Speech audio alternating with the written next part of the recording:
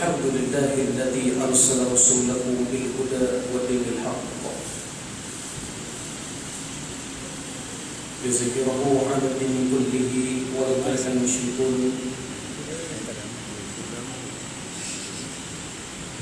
أشهد أن لا إله إلا الله وحده لا شريك له وأشهد أن سيدنا محمدا عبده ورسوله. اللهم صل وسلم على هذا النبي الكريم سيدنا وحبيبنا وشفيعنا محمد صلى الله عليه وسلم. وقال الله عز وجل في القرآن العظيم: أعوذ بالله من الشيطان الرجيم. يا أيها الذين آمنوا اتقوا الله حق تقاته ولا تموتن إلا وأنتم مسلمون. Hai orang-orang yang beriman, kata Allah, bertakwalah kepada Allah Subhanahu wa taala dengan sebenar-benar takwa, dan janganlah kamu mati melainkan kamu berada dalam agama Allah, yakni agama Islam.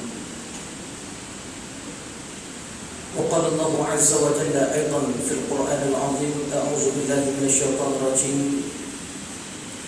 يا أيها الذين آمنوا اتقوا الله ولتنظر نفس ما قدمت لغد واتقوا الله إن الله خبير بما تعملون. Wahai orang-orang yang beriman, kata Allah,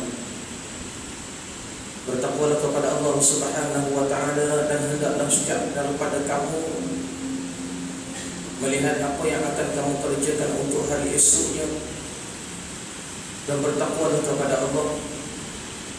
Sesungguhnya Allah Subhanahu wa taala amat teliti terhadap apa yang kamu lakukan. Wa qala Allah azza wa jalla aidan fi al-Qur'an al-'azim: Subhanalladzi asra bi 'abdihi laylan min al-masjid al-haram ila al-masjid al-aqsa alladzi barakna hawlahu linuriyahu min ayatina innahu huwas sami'ul basir. Maha suci Allah yang memperjalankan hamba-Nya pada waktu malam daripada Masjidil Haram, yakni di Makkah, menuju ke Masjidil Aqsa, yakni di Palestin. Ya, kami berkati pada malam itu, dan kami bawa tubuh batang Muhammad sallallahu alaihi wasallam untuk tunjukkan tanda-tanda kebesaran kami. Sesungguhnya Allah Subhanahu wa taala Maha mendengar lagi Maha melihat. Waqala Nabi sallallahu alaihi wasallam fi hadithihi: kun 'aliman aw muta'alliman aw mustami'an aw muhibban wa la takun khamisatan fatahlik, atau kama qala sallallahu alaihi wasallam. Jadikan diri kamu seorang guru. Kalau tak mampu nak menjadi seorang guru, tenaga pengajar, jadilah orang yang belajar tentang ilmu Allah. Kalau tak sempat nak jadi menuntut ilmu Allah Subhanahu wa taala, jadilah golongan yang mustami'an, kata Nabi. Golongan yang suka dengar kuliah agama, ceramah agama, forum agama, majlis-majlis ilmu. Kalaulah sibuk 365 hari dalam masa setahun, sibuk manjang kerja daripada pagi sampai ke malam, tak kaya-kaya tuan-tuan, paling kurang pakai azhar. Tiap-tiap tahun tukar warna. Hari ini, tahun ini warna putih, masuk raya tukar warna biru, masuk lagi raya tukar warna merah, tukar kala, tak kaya-kaya. Maka jadilah golongan yang keempat, kata Nabi, golongan yang muhibban, yang cintakan kepada seorang guru, cintakan kepada seorang penuntut ilmu Allah Subhanahu wa taala. Beri sokongan kepada golongan-golongan yang suka mendengar kuliah-kuliah agama. Jangan jadi golongan yang kelima, kata Nabi, golongan yang tidak sukakan kepada empat golongan. Golongan yang suka kepada guru, tak suka. Golongan kelima dibenci, suka kepada golongan yang pertama. Begitu juga dia benci pada golongan yang kedua, orang-orang yang belajar. Dia tak suka kepada orang yang cintakan kepada ketiga-tiga golongan tadi. Maka Nabi sallallahu alaihi wasallam memberi amaran, fatahlik, maka akan binasa golongan yang kelima ini. Sadaqallahul azim. Benarlah kata Allah, wa sadaqa rasul, dan benarlah kata besar junjungan besar Nabi Muhammad sallallahu alaihi wasallam.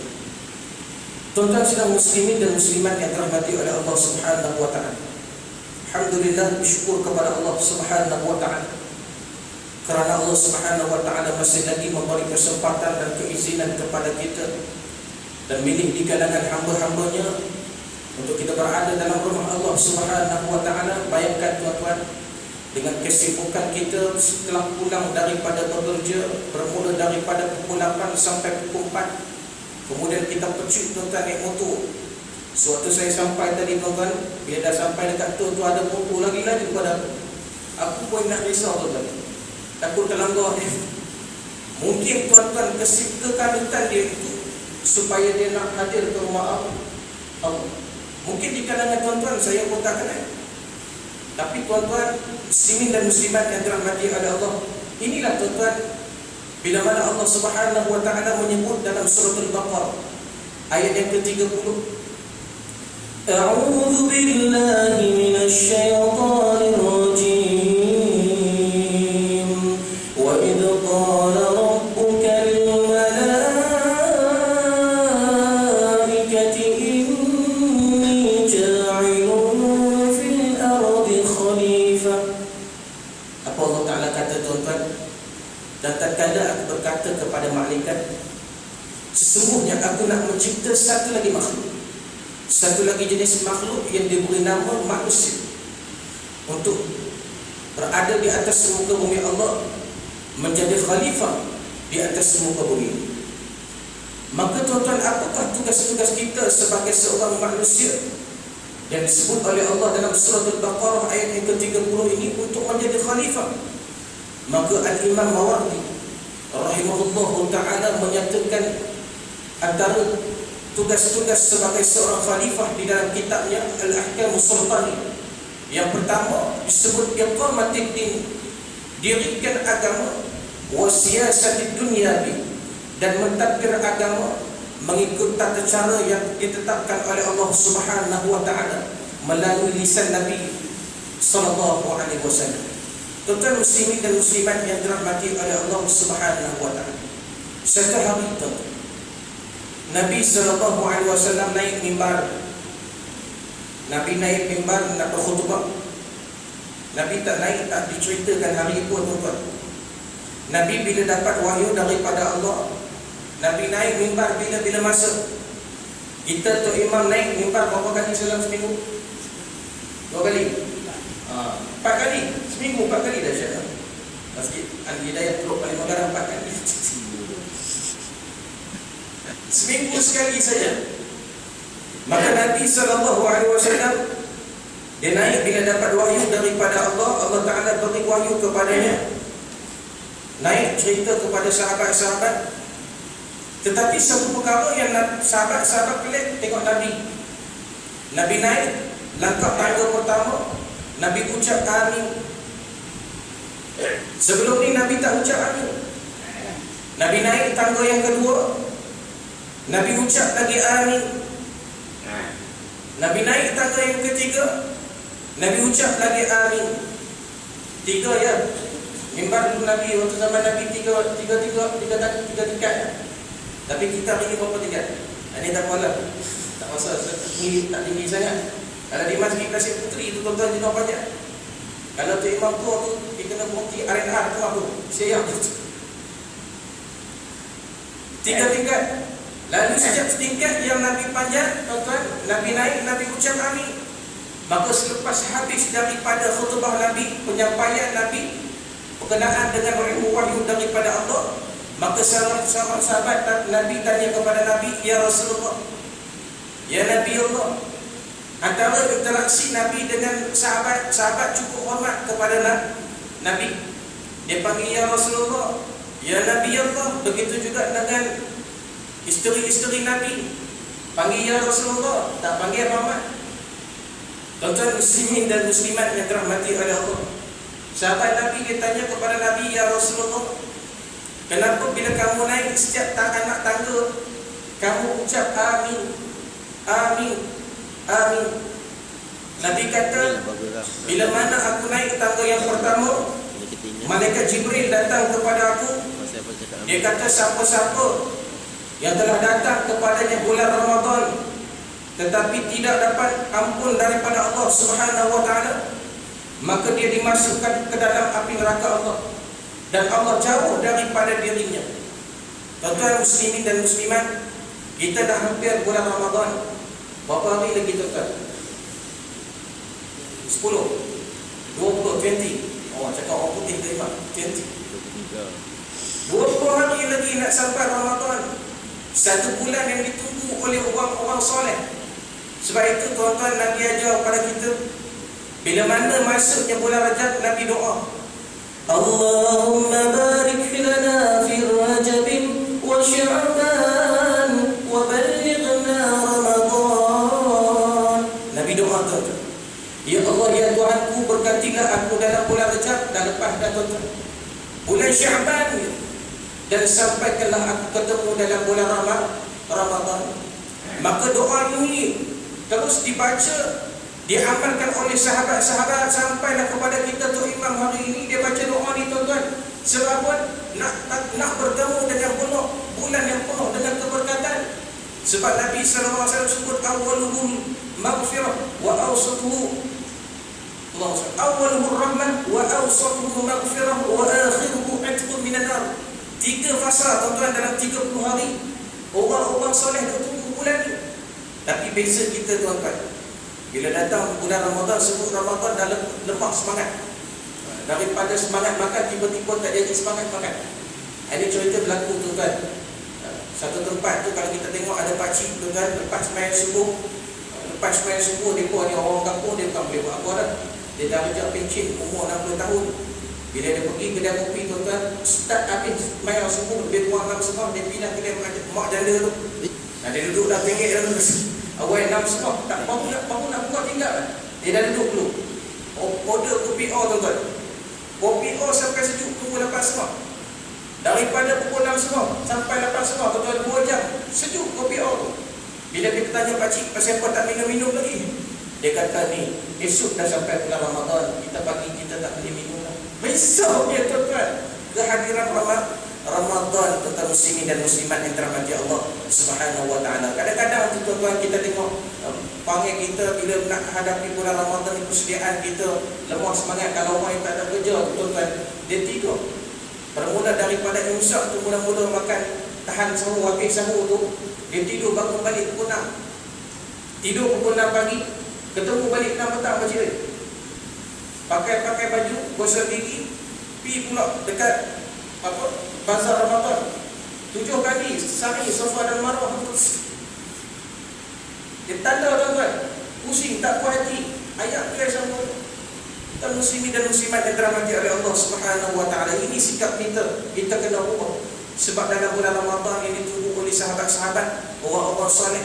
Sebab itu Nabi takut tuan-tuan, bila mana golongan-golongan datang bulan Ramadan tapi Allah Taala tak ampunkan dosa dia. Bayangkan tuan-tuan, Allah Ta'ala jauh. Nabi ingat, Nabi doa ya, amin.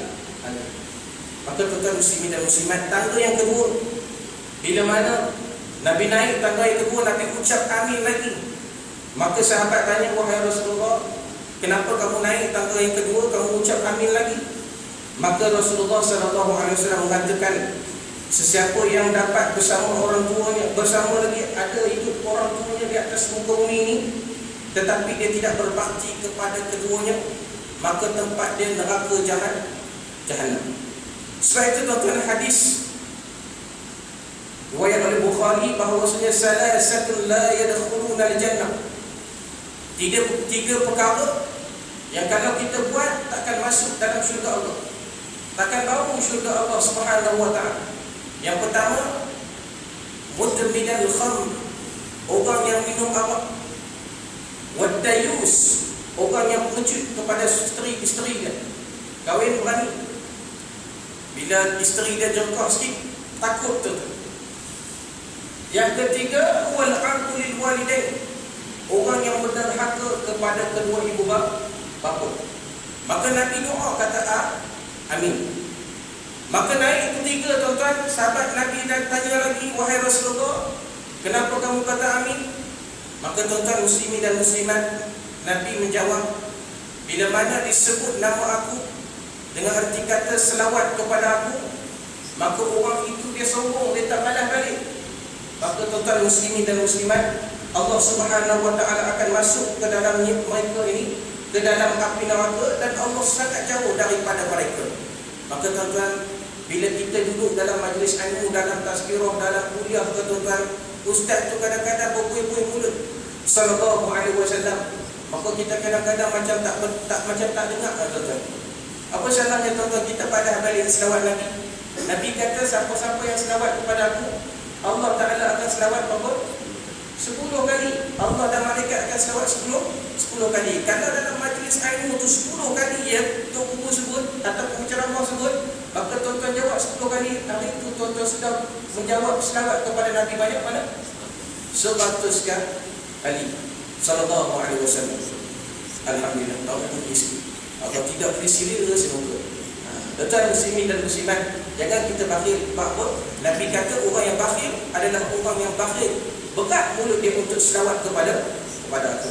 Tuan-tuan muslimin dan muslimat yang dirahmati oleh Allah Subhanahu wa taala. Hari ini kita berada dalam bulan Rejab. Bila mana hari itu saya nak sambung tuan-tuan berkenaan dengan bulan Rejab, peristiwa yang berlaku dalam bulan Syaban. Itu saya berhenti seketika sebab tidak mengizinkan, sebab ada jemaah dia macam tak selesa dah masa nak balik waktu tu. Jadi hari ini saya nak sambung berkenaan dengan Rejab, tuan-tuan. Bila sebut bulan Rejab ini bulan yang diagungkan, oleh pada zaman sebelum kelahiran Nabi SAW dan selepas Nabi dilahirkan, masih lagi masyarakat Arab mengagungkan bulan tersebut. Bulan yang mana mereka ini pada tanggal 1 hari bulan Rejab, mereka akan mengorbankan 1 ekor unta, 1 ekor anak unta pada 1 hari bulan. Dan juga pada hari yang sama mereka akan membuka pintu Kaabah seluas-luasnya bagi mereka penduduk kota Makkah untuk beribadah untuk sembah kepada Lata, Uzza dan juga korban patung-patung yang terbesar duduk dalam Kaabah. Dan pada hari ke-10 daripada hari bulan Rejab, mereka ini akan menyembelih sekali lagi unta, tetapi bukan dari kalangan anak unta, tetapi daripada mak dan juga bapa unta.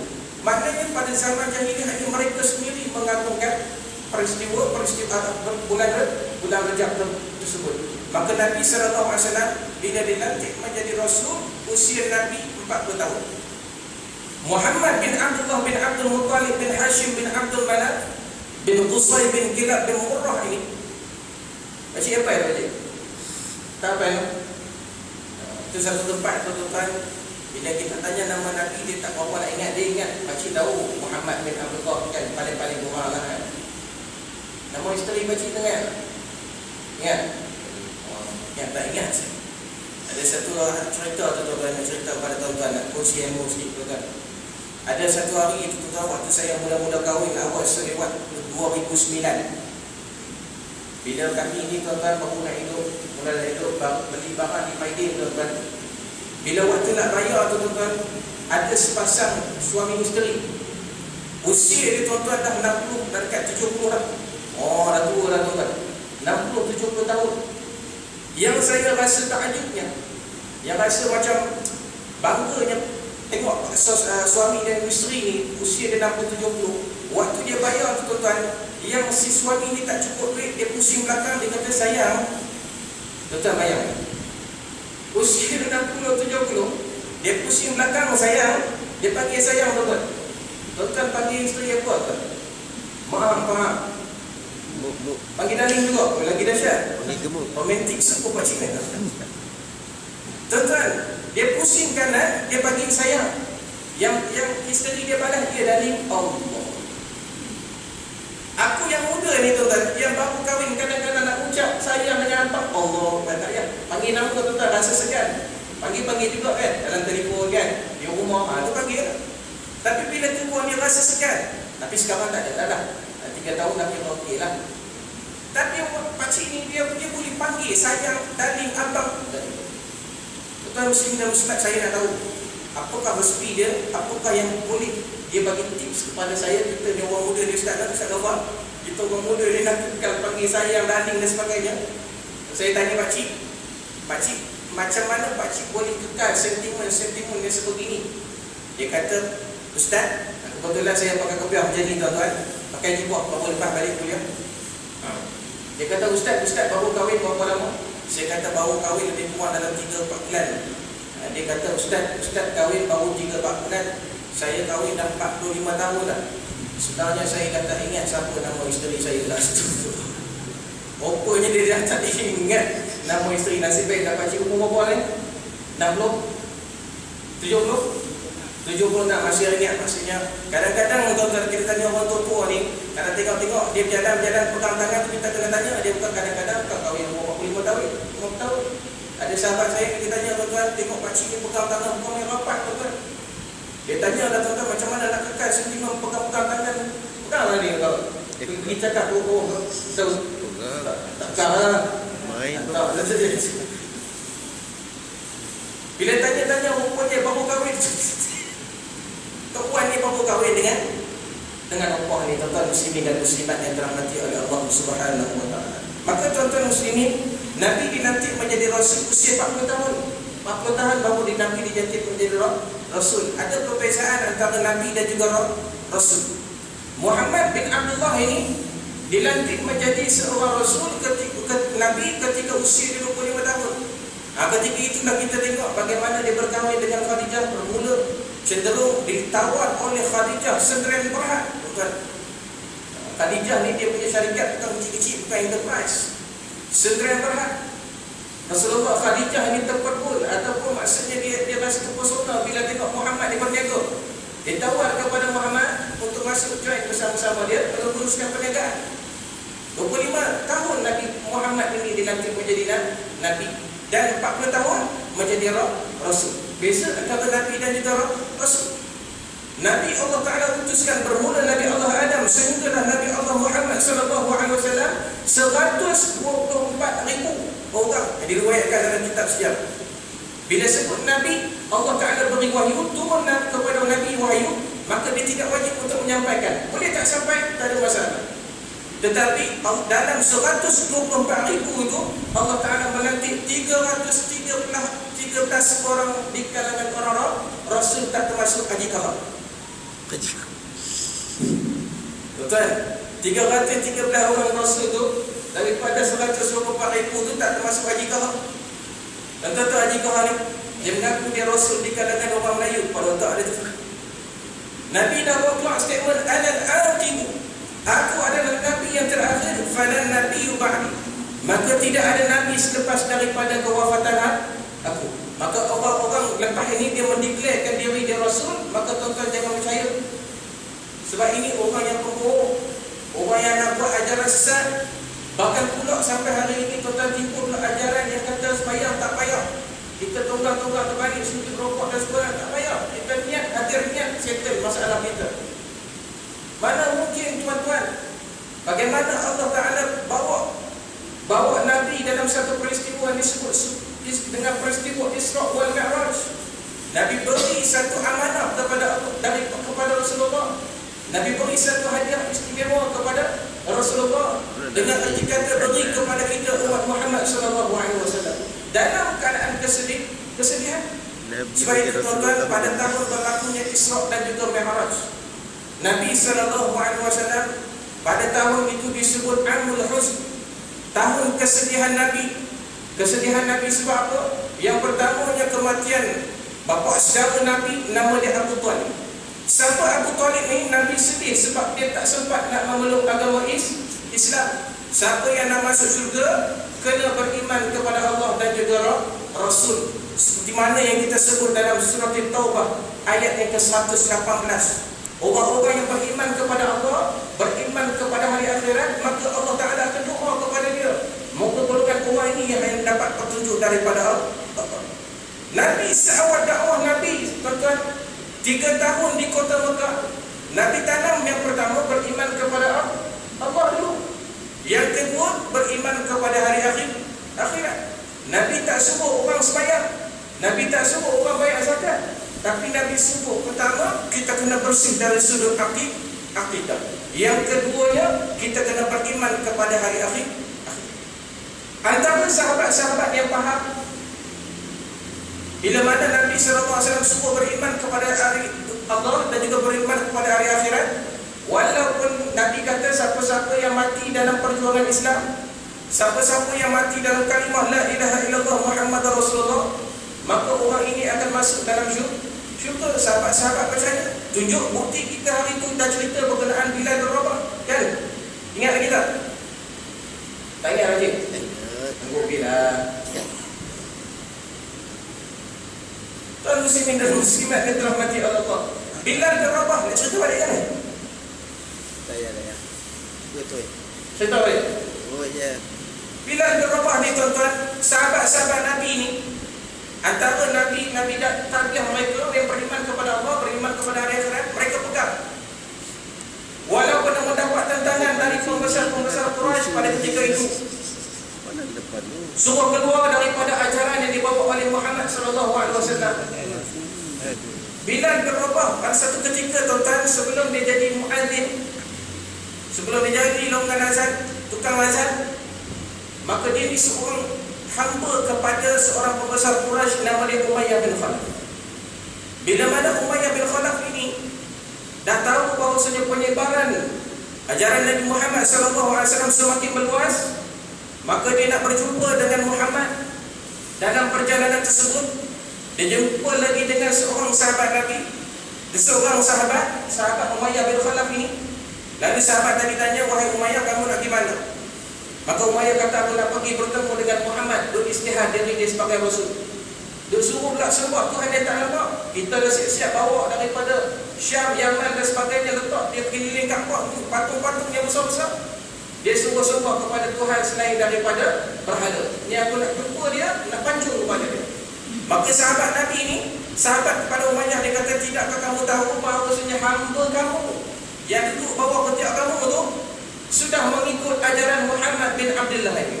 Maka Umayyah ketika itu tuan-tuan, dia rasa lagi berah banget, lagi rasa naik angin. Sebab apa? Hamba dia sendiri duduk dalam satu rumah, duduk subuh macam-macam buat, tapi beriman dengan Allah dan Rasulullah SAW. Maka tuan-tuan, Umayyah tak jadi pergi bertemu dengan Muhammad. Lalu dia patah balik tuan-tuan, dia bertemu dengan siapa? Bilal bin Rabah. Dia kata, Bilal, adakah kamu sudah memeluk agama yang dibawa oleh Muhammad? Bilal kata apa tuan-tuan? Dalam keadaan takut kepada tuannya yang nampak masuk-masuk, pas sudah terajam pintu tuan-tuan, mengaku nak tuan-tuan dalam keadaan takut. Ya, memang benar, aku sudah masuk agama yang dibawa oleh Muhammad sallallahu alaihi wasallam. Jawab tuan-tuan. Maka tuan-tuan muslimin dan muslimat yang dirahmati oleh Allah Subhanahu wa taala. Maka ketika itu tengok Umayyah bin Khalaf pukul dia, terajam dia, pukul dan sebagainya tuan-tuan, buat dekat Bilal bin Rabah, tanya lagi soalan, suruh keluar daripada ajaran Muhammad ni, beriman kepada balik nenek moyang kamu kita ni. Maka tuan-tuan, Bilal tetap dengan jawapan yang pertama, ahad. Allah Maha Esa, Allah Maha Esa, Allah Maha Esa. Geram lagi Umayyah, dia bawa di kota Mekah tuan-tuan, dia highlight tuan-tuan, highlight keliling Kaabah, tunjuk kepada masyarakat kota Mekah yang Umayyah bin Khalaf ni prihatin kepada hambanya, kononnya. Tak cukup lagi tuan-tuan, akhirnya tuan-tuan, Bilal bin Rabah ini diriwayatkan pula diletak di padang pasir dan dipakaikan pakaian besi tuan-tuan, tanpa ada lapis. Bayangkan tuan-tuan, kita duduk besi, bila duduk tengah panas tuan-tuan, bila kita pakai tak lapis apa, rasa macam melecup. Cukup tak tuan-tuan? Kadang-kadang kita supaya Jumaat kita pergi ke motor kat luar, sejam kan, pukul 1 sampai pukul 2. Bila kita terus duduk kat atas motor tu apa, kita gamak-gamak kita buat, mengelepok kita panas kan. Tapi tuan-tuan, Bilal bin Rabah ini, dia tetap utuh dengan akidah yang dibawa oleh Nabi SAW dan beriman kepada hari akhirat, percaya karena dia mati sekalipun tak ada masalah, dia akan bertemu Rasulullah di mana? Di syurga. Maka tuan-tuan muslimin dan muslimat yang dirahmati Allah Subhanahu wa taala. Maka tuan-tuan, bila kita tengok sahabat Nabi antaranya Khabbab bin Ars, begitu juga sampai dipanggang tuan-tuan, dipanggang belakang dia dah masak, boleh makan tuan-tuan, stik dah boleh makan daging tu, dah boleh makan sangat, tapi dia tetap utuh beriman kepada Allah dan juga Rasul, tidak gentar akidah dia. Kalau kita hari ini tuan-tuan duduk pada zaman Rasulullah, gamak-gamak tuan-tuan ada kata tu tuan-tuan, tuan-tuan satu hari, satu zaman yang mana tidak ada Rasul lama dah, bermula dari zaman Nabi Allah Isa. Ada tiba-tiba ada seorang mengaku seorang Rasul bawa ajaran yang sebab orang yang tak nampak. Tak apalah tuan-tuan, kita beriman. Katakan di saat berawal-awal diutuskan Rasul, kita beriman dengan Nabi. Tapi bila datang peristiwa Isra wal Mi'raj ni tuan-tuan, adakah kita beriman sebab apa Nabi ini cerita kepada penduduk kota Mekah daripada Mekah ke Masjidil Haram, daripada Masjidil Haram bertemu dengan Allah di Sidratul Muntaha, patah balik tak sampai satu hari. Bayangkan tuan-tuan, ketika itu Nabi itu cerita tuan-tuan kepada kita, wahai sahabat-sahabatku, sesungguhnya aku semalam telah pergi Isra wal Mi'raj. Lama-lama kita percaya tak? Sebab itu tuan-tuan, nikmat yang Allah Ta'ala berikan kepada kita yang paling besar ialah yang pertama iman. Syukur alhamdulillah. Yang kedua ialah Islam. Islamnya kita tuan-tuan, Islam kita sejak daripada lahir, alhamdulillah. Kita tak Islam seperti mana zaman sahabat. Kita Islam, kita bapa kita, mak kita dah memang Islam lahir-lahir. Cuma tugas seorang bapa, mak dah ajar anak, dah ajar dengar dah dalam perut. Waktu usia 2 bulan, bila-bila dapat petanda tuan-tuan, pening-pening loya-loya, abang bawa pergi klinik, cek rupanya mengandung tuan-tuan. Dah mak dia dah standby dah buka Al-Quran. Sebelum ni tak pernah baca Quran. Tapi tuan-tuan, dia buka Al-Quran, dia baca surah apa? Surah Luqman. Takut-takut anak, dia harapkan anak seperti mana Luqman melihat Hakim. Baca pula surah Maryam, nak tahu, nak jadi seperti mana peribadi Maryam, mak kepada Nabi Allah Isa. Baca pula surah apa lagi tuan-tuan? Allahumma salli. Nabi Allah Yusuf, surah Yusuf. Surah apa? Nak dapat anak yang cantik-cantik, comel-comel, kacak-kacak. Dah didik dah tuan-tuan. Kalau mak tu dah tak larat, dia letak tuan-tuan MP3, dia pasang MP3, dia letak kat pun. Ada tak isteri-isteri tuan-tuan? Dapat? Tak ada. Baca kan? Kita tak baca, tak bertak kan? Tak. Lupa dah. Lama dah. Anak pula besar, beli cicik dah apa? Tuan-tuan, dulu tuan-tuan, sampai-sampai nanti lah kadang-kadang isteri kita tuan-tuan di rumah, dia mana nak baca, dia letak atas perut. Taha ma anzalna 'alaikal Qur'ana litashqa illa tadhkiratan liman yakhsha. Anak tu tuan-tuan, dia bergerak. Dia macam bola. Macam terus tak. Bukan letak kat perut tuan-tuan, letak kat perut isteri tuan-tuan yang mengandung. Maka tuan-tuan, anak tu ada yang kadang-kadang dia tak suka. Dia suka anak dia bubuh lagu-lagu yang terkini. Apa lagu-lagu? Lagu yang macam techno. Bara-bara-bara, beri-beri-beri. Tahu lagu tu? Tak tahu? Tak tahu. Segala kata cacian yang telah engkau gerak. Esok anak jadi ganggu apa? Jangan dosa siapa. Tak ada. Dan setengah orang nak cerita, orang yang jaga anak, dia terdah daripada hamil lagi, bermula daripada hamil. Bila keluar, tukar tangan lah. Bapak dia ambil lautan azan. Oh, kalau dapat lau macam azan tentu bila tadi sedap. Esok anak tuan-tuan bila besar, dia pilih azan lebih pada tu. Untuk bila kita azan macam Mekah tuan-tuan. Allah, tapi jangan azan kuat tuan-tuan. Tamu dalam living room kan. Dalam living room, ada pengalaman tuan-tuan bila dapat anak pertama tuan-tuan. Nurse tu tuan-tuan dia bagi peluang kepada saya nak azan ataupun nak tunggu kami pakai just baby. Saya pilih untuk azan lah, tapi azan slow lah. Azan yang macam orang kampung. Bila dekat balik. Hayya as-salat.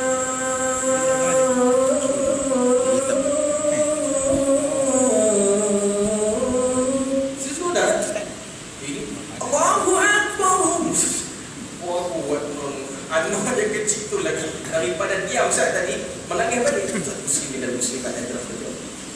Tugas tuan kita sebagai seorang isteri, sebagai seorang suami, azan kepada anak. Sebab apa? Ini dah tuan, kita nak ajar kalimah tauhid. Ibnu Qayyim al-Jawzi, seorang ulama yang hidup pada tahun 700 lebih Hijriah. Dia kata dalam kitab Tuhfatul Maulud, antara hikmah azan kepada anak yang baru dilahirkan ini ada dua. Yang pertama ialah inilah kalimah tauhid yang pertama yang diajarkan oleh bapa kepada anak yang tak tahu apa erti dunia lagi. Apa kalimat tauhid? Allahu Akbar, Allahu Akbar.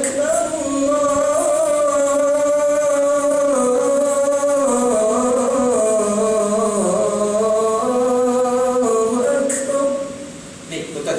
Kalimat membesarkan Allah. Asyhadu an la ilaha illallah,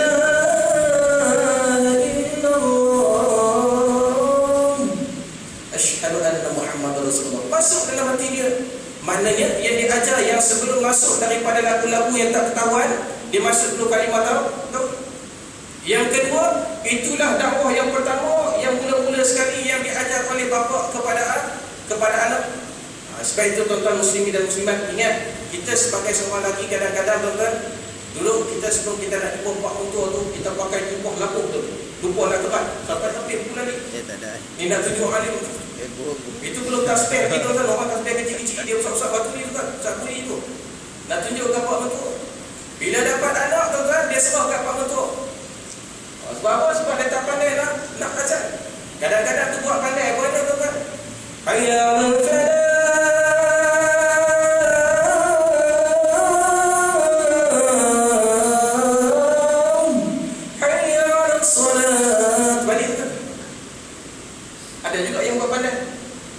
tuan-tuan, muda-muda macam tuan-tuan ni lah.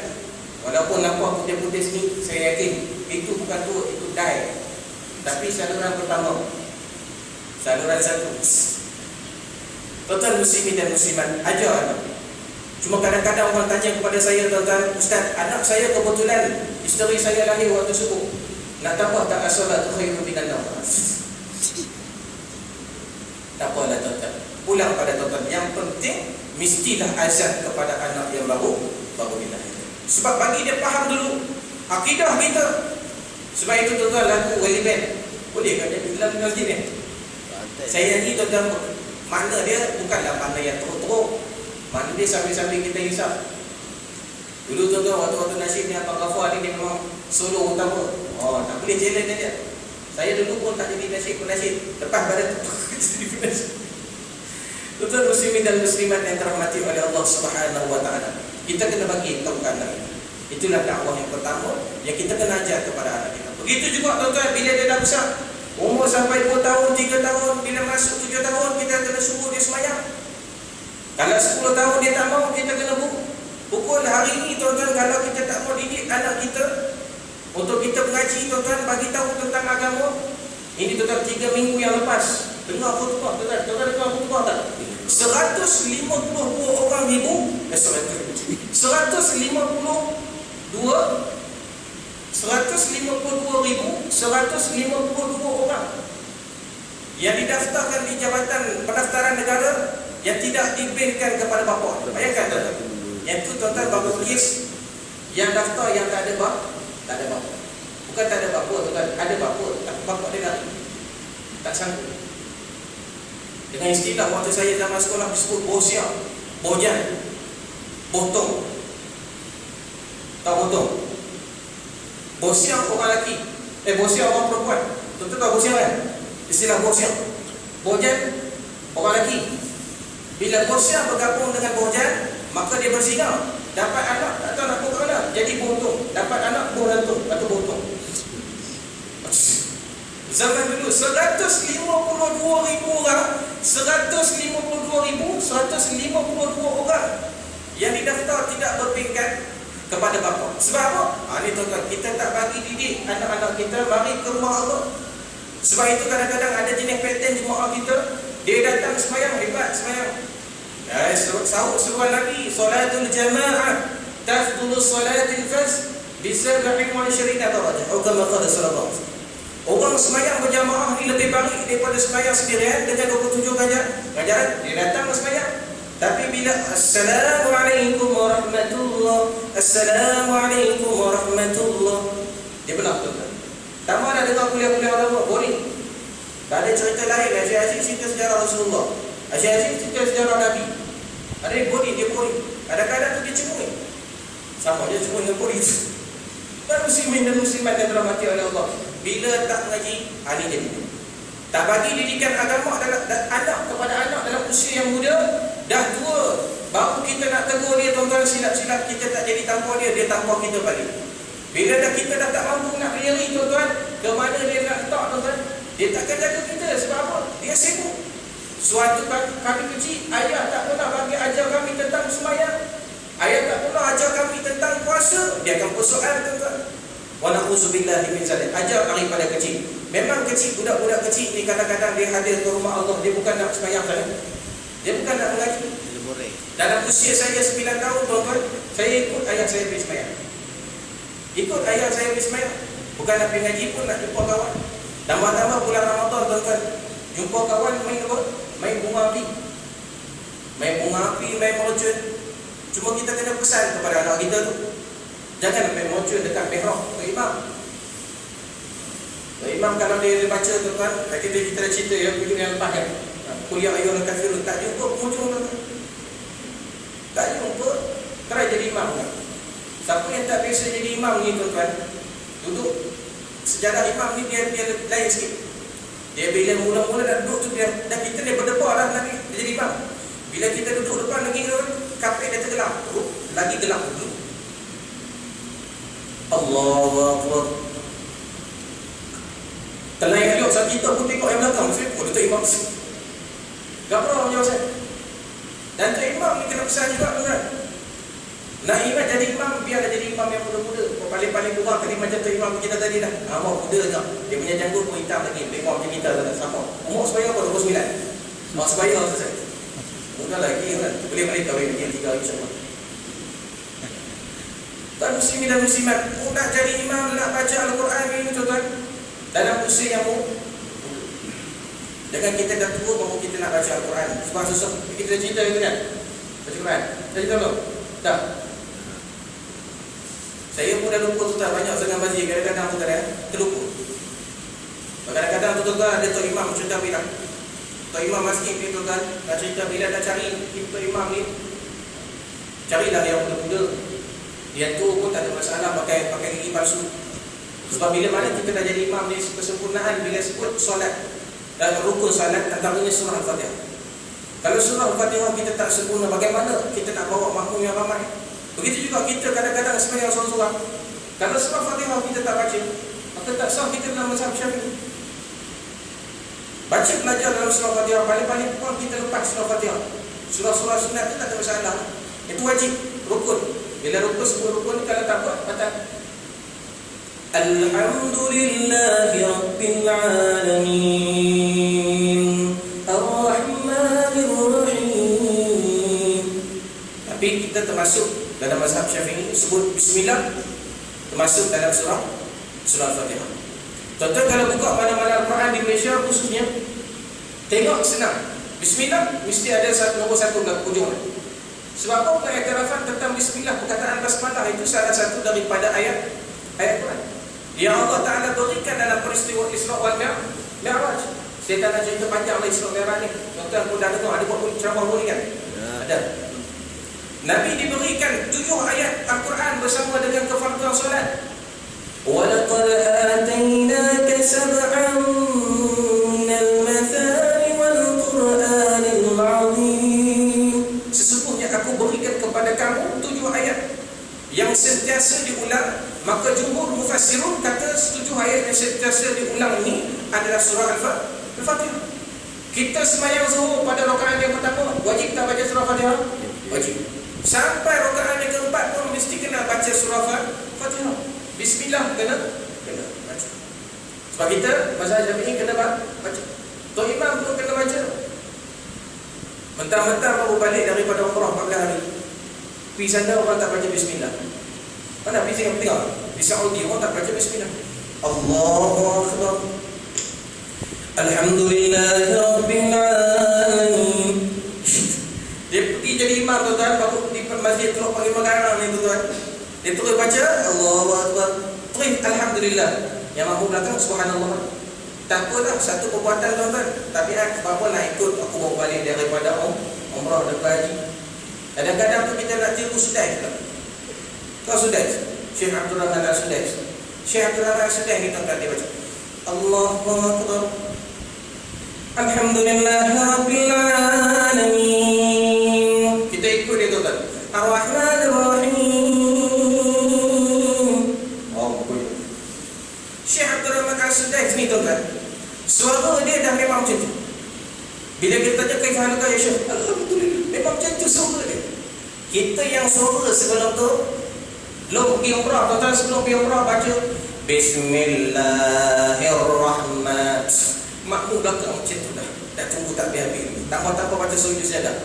Tengok dulu imam. Siapa imam siapa ni? Imam ni memang aku tak pergi dah sujud sajadah. Pergi surah lain.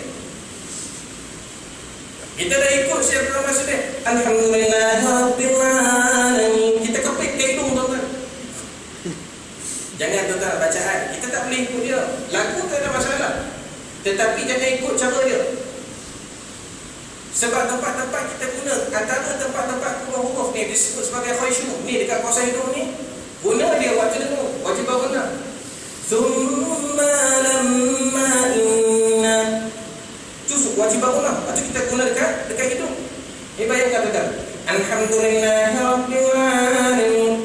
Ada pun kita sini pun tuan. Alhamdulillah di sini tak berlaku lah kata imam tadi sedap apa macam. Kadang-kadang di tempat lain tu tuan. Satu masjid tu tuan, tu imam dia baca tuan, Masya Allah, sedap baca Abdul Rahman Al-Sudais. Tapi tuan, alhamdulillah, aku kata tak sah semayang. Dan muslimin dan muslimat yang dirahmati oleh Allah, naik perut tak ada masalah, tapi jangan kepik hidung sangat. Kita pula orang Melayu tuan pandang puji. Puji tak apa, jangan marah, jangan teking. Oh, marah tuan. Puji orang cukup lah. Bila orang tuan, dia nak pusing belakang, asal boleh nak bagi signal tuan-tuan, keluar set nak tunjuk mau. Bapa tuan-tuan. Kalau di Arab tuan-tuan, kalau tuan-tuan pergi di Arab tuan-tuan, terutama di Mesir, oh dia punya horn tu biasa. Sebagai apa? Sebagai tanda ingatan. Oh, kita kat sini tak boleh Malaysia. Sebut tuan-tuan muslimin dan muslimat yang dirahmati Allah, bunyi horn saja pun tak boleh dah. Masa macam nak parang ya orang susah. Belum lagi tuan-tuan muslimin dan muslimat yang dirahmati oleh Allah Subhanahu wa taala. Kalau kita tengok tuan, persepsi ataupun masyarakat Melayu ni kalau rasa kita tak boleh nak ubah tuan, paling kurang kita ada cubalah untuk ubah tabiat. Bila orang tu tuan, janganlah ingat rasa geram sangat. Saya cakap kepada tuan-tuan ni sambil saya ingat dari saya, kadang-kadang kita pun rasa marah juga tuan-tuan. Bila orang kita sematik, kita tak jadi tuan, kita undur balik. Yang belakang dah masa nak keluar pintu tuan, masa nak keluar balik tu sematik tu tak boleh. Tapi tuan-tuan, bila saya beringat pada tuan-tuan, lepas saya jadi situasi itu, saya beringat Allah, aku ada cerita jemaah dan takkanlah aku buat seperti mana aku tak kata kan. Ya ayyuhallazina amanu lima taquluna ma la taf'alun kabura maqtan 'inda Allah taquluna ma la taf'alun. Tuan muslimin dan muslimat yang dirahmati oleh Allah Subhanahu wa taala. Maka tuan-tuan, saya nak cerita kat sini ringkas. Bila mana Allah Subhanahu wa taala bawa Nabi dalam keadaan Nabi sedih, yang pertama kematian isteri yang tercinta, kematian bapa saudara Nabi yang tercinta. Perjalanan tersebut menggambarkan kepada kita, menceritakan kepada kita peristiwa-peristiwa yang Nabi sendiri tak dapat bertemu dengan mereka. Antaranya Nabi diceritakan Nabi bau satu haruman yang cukup harum. Kalau di atas dunia ni paling wangi ialah bau kasturi. Dia lebih lagi bau daripada itu. Maka Nabi tanya kepada Jibril, siapakah mereka ini? Inilah adalah keluarga daripada Masyid. Maka Nabi tanya, apakah yang dibuat suatu mana kehidupan dia sampai Allah Ta'ala tunjukkan kepada Nabi SAW dapat satu bau yang harum lebih daripada kasturi. Maka Jibril cerita kepada Nabi, sungguhnya orang ini terlalu beriman kepada Allah Subhanahu Wa Ta'ala dan juga Nabi Allah Musa. Satu hari dia punya satu sikat, rambut anak Fir'aun jatuh sebut Allah Rabbi. Tuan dia sebut Allah Rabbi. Dia tak sebut Fir'aun Rabbi, tak. Allah Rabbi. Maka anak dia tuan-tuan muslimin dan muslimat, anak dia ketika itu dia rasa pelik. Dan dia tanya kepada Masyitah, wahai Masyitah, adakah Tuhan selain daripada aku? Nah, Rabbi wa Rabbuki wa Rabbu Abuki wa Rabbul Alamin. Apa dia tuan-tuan? Tuhan aku, Tuhan kamu, Tuhan bapa kamu. Agak kalah sikit orang lain tu. Tuhan sekalian ada. Maka tuan-tuan muslimin dan muslimat yang dirahmati Allah, kalau gaduh dalam bahasa Melayu ni, bahasa dia pun cukup. Kalau orang Kedah, orang utara. Bila orang KL datang, kau rasa garam. Nampak? Baru sebut kau, dia rasa dah garam. Siap dah ni, nampak kecil. Walaupun dia nampak besar kan. Tapi bila orang KL, dia sebut hang, garam kasar. Oi, baru bahasa dulu kan. Sebab itu kalau tuan-tuan nak gaduh dalam masyarakat, masyarakat berbut Qul huwallahu ahad. Yang sebelah kanan dia, Allahu samad. Lam yalid wa lam yulad wa lam yakul lahu kufuwan ahad. Gaduh dalam masyarakat tak jadi. Elok-elok nak gaduh, jadi lembut hati. Sebab apa? Gaduh dalam masyarakat. Gaduh orang Melayu ni bukan ada sebut macam-macam jenis binatang tu kan. Antara yang paling famous, waktu benda tu dia sebut. Arab tak sebut benda tu. Kalau dia gaduh dia tak sebut binatang tu kan. Dia sebut, kita sebut benda tu pun kadang-kadang Arab tak tahu. Sebab apa? Arab dia jarang ada benda tu. Dia tak tahu bila sebut anta kal-khinzir. Dia tak faham tak? Kita dah menyumpah dia. Tapi dia bukan menganggap dia satu bahan untuk diumpat. Tuan muslimin dan muslimat yang dirahmati Allah, maka tetap boleh kalau gini. Boleh sikit lagi. Boleh 5 minit insya-Allah. Untuk imam bagi masa macam ni lah. Kita takut tuan-tuan. Antara tanda-tanda jemaah yang suruh untuk imam berhenti atau ceramah berhenti itu ada banyak tanda. Antara kita jelaskan itu kan? Belum? Dah. Belum lagi. Antaranya pertama dia suka tengok jam. Tengok jam. Setiap 2 saat tengok jam. Tak ada habis tengok jam.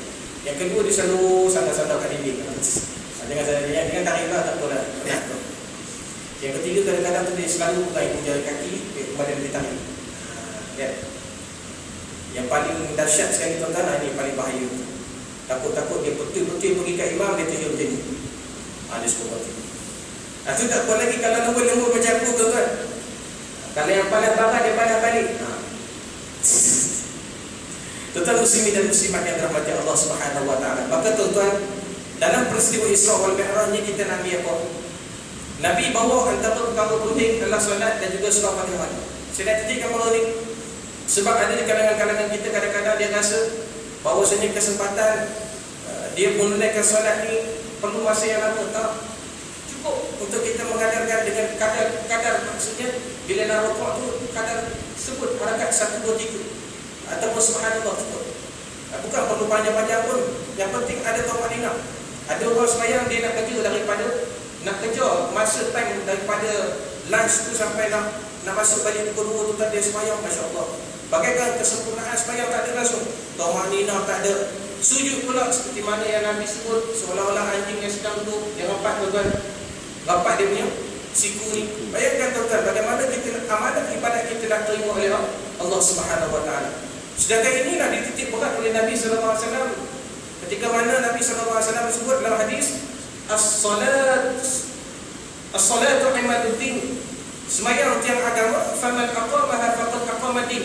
Siapa diri sembahyang dia diri agama. Wa man tarakaha faqad hadamaddin. Dan siapa yang tinggal solat maka dia seolah telah meruntuhkan agama yang diperjuangkan oleh Nabi sallallahu alaihi wasallam 23 tahun. Tuan muslimin dan muslimat, yang kedua, maka kita kena belajar baca surah Al-Fatihah dengan baik. Sekurang-kurangnya kita tak jadi imam di masjid ni, kita jadi imam bersama dengan keluarga. Sebab apa? Qu anfusakum wa ahlikum nar. Pelihara diri kamu dan diri ahli keluarga kamu daripada azab api neraka Allah. Jangan kita selamat diri kita biar anak kita terwalagang keluar tak pakai tudung. Sebab ini akan dipersoalkan oleh Allah Subhanahu wa taala. Maka Nabi sallallahu alaihi wasallam sebut, kullukum ra'in, setiap kamu adalah pemimpin, wa kullukum mas'ulun, dan setiap kamu akan dipertanggungjawabkan. Kita nak masuk dalam syurga, anak kita kata ni apa ni tak pernah ajar tentang agama, tak pernah ajar tentang sembahyang, tak pernah langsung suruh aku pakai tudung. Maka tuan-tuan, ketika itu tuan-tuan, apakah kita nak jawab di hadapan Allah Subhanahu wa taala? Maka tuan-tuan muslimin dan muslimat yang dirahmati Allah Subhanahu wa taala, saya rasa cukup sekadar itu untuk pertemuan kita untuk hari ini. Mudah-mudahan tuan-tuan bila kena kuliah saya insya-Allah lepas bulan Syawal kan, bulan Ramadan tak ada kan? Ada lagi sekali. Ujung bulan insya-Allah sekali lagi. Kemudian kita akan jumpa selepas daripada bulan Ramadan Syawal yang ditunggu oleh masyarakat di Malaysia ni. Kan? Tunggu tak Pakcik? Kawan. Kadang-kadang orang kita ni kadang dia doa-doa dia tak puas sikit tuan. Nabi doa apa tuan? Allahumma barik lana fi Rajab wa Sya'ban wa ballighna Ramadan. Ini daripada Nabi. Orang kita kadang-kadang tu imam dia tak puas sikit tuan. Allahumma barik lana fi Rajab wa Sya'ban wa ballighna Ramadan wa Syawal. Ditambah Syawal tu. Awal kita lah tuan. Tuan di sini tak ada imam semua mengisahkan Ramadan kan. Kalau Syawal yang mati pun tak puas. Dan muslimin dan muslimat, ingatlah bahawasanya inilah yang kita nak bawa bertemu dengan Allah berkadang kita untuk di akhir hari akhirat. Sebab Nabi SAW sebut apabila matinya ada Adam, maka terputus segala amalan mereka 3 perkara. Yang pertama disebut sedekah jariah. Banyakkan bagi sedekah. Tak kira lah bulan mana, apatah lagi kedatangan bulan Ramadan ini yang penuh dengan keberkatan dan digandakan pahala. Yang fardu jadi 70, yang sunat lagi meningkat dan semakin meningkat. Sebab apa bulan itu disebut sebagai sayyidul syuhur. Au ilmu yantafa'u bi. Au ilmu yantafa'u bi. Ilmu yang sentiasa memberi manfaat kepada masyarakat dirinya dan juga masyarakat wal awwalun salihun yad'ulah, dan anak yang saleh yang mendoakan kepada kedua ibu bapanya. Ingat tuan-tuan, ulama kata sebagai ulama kata mana-mana doa anak seseorang manusia, kalau dia tidak masukkan doa kepada kedua ibu bapa dia, maka doa dia akan ditolak oleh Allah. Apa salah doa itu? Allahumma ighfir lana dhunubana wa liwalidina warhamna kama rabbawna shighara. Doa. Masuk sikit kan? Lepas tu tuan-tuan doa lah nak kahwin banyak orang boleh lah pada tuan. Yang penting masukkan doa kedua ibu bapa dulu. Ya Allah Ta'ala, ampunlah dosa kami ya Allah. Ampunkanlah dosa kedua ibu bapa kami ya Allah. Dan rahmatilah mereka sebagaimana mereka menyayangi kami sewaktu kepada kami ke. Waktu zaman saya sekolah, saya ni dengan nyanyi segitu tu. Zaman-zaman Ustaz Ghafar dulu jadi vokalis tuan. Ada lagu nak bagi ingat budak-budak senangnya doa mak ayah. Macam mana tuan-tuan? Saya nak kongsi dengan tuan-tuan, saya nyanyi dulu. Nampak nyanyi nasyid dulu pada tuan-tuan. Kemudian tuan-tuan akan ikut sama-sama saya, boleh? Boleh, Dr. Wan ni semangat. Allahumma ighfir li dhunubi wa liwalidayya warhamhuma kama rabbayani saghira kama rabbayani saghira. Semua tuan-tuan? Allahumma firli. Oh, semua tak minat ni. Semua tak minat nyanyi. Tapi dia minat tengok apa nama? Kilauan emas. Kilauan emas dia minat. Siapa yang jualan buku ni? Haji buat tak tahu. Mio. Kadang-kadang tuan-tuan di masjid-masjid tu dia boleh jawab, oh, siapa Mio tu? Dia kata Mio Yazid bin Ahmad. Lahir pada tahun 1964. Lahir di Selangor Darul Ihsan. Hebat kecil. Peminat roh. Tuan muslimin dan muslimat yang dirahmati Allah, maka didiklah anak kita, ajak anak-anak kita datang masjid juga. InsyaAllah mudah-mudahan kita akan tidak ada persoalan yang Allah Ta'ala akan tanyakan di saat setelah ini nanti. InsyaAllah mudah-mudahan kita akan bertemu pada masa yang akan datang. Wallahu subhanahu wa ta'ala a'lam. أعوذ بالله من الشيطان الرجيم. بسم الله الرحمن الرحيم. الحمد لله رب العالمين، والصلاة والسلام على أشرف الأنبياء والمرسلين وعلى آله وصحبه أجمعين. اللهم اغفر لنا ذنوبنا ولوالدينا وارحمهما كما ربونا صغارا، ولجميع المسلمين والمسلمات والمؤمنين والمؤمنات برحمتك يا أرحم الراحمين. اللهم فقهنا في الدين وعلمنا تأويل واهدنا صراطك المستقيم، صراط الذين أنعمت عليهم من النبيين والصديقين والشهداء والصالحين وحسن أولئك رفيقا.